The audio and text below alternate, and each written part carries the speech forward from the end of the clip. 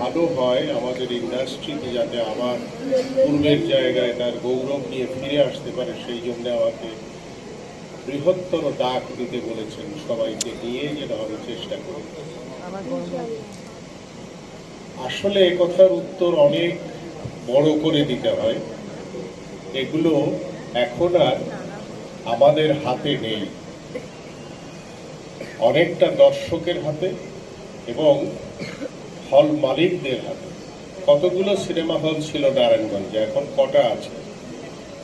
এবং এত জনসংখ্যা, এত মানুষ, আমি আসার সময় রাস্তায় দেখলাম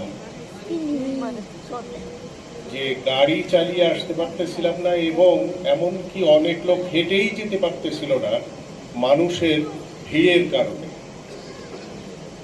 এই মানুষগুলোর বিনোদনের প্রয়োজন আছে, সেই বিনোদন থেকে বঞ্চিত হচ্ছে সিনেমা হল।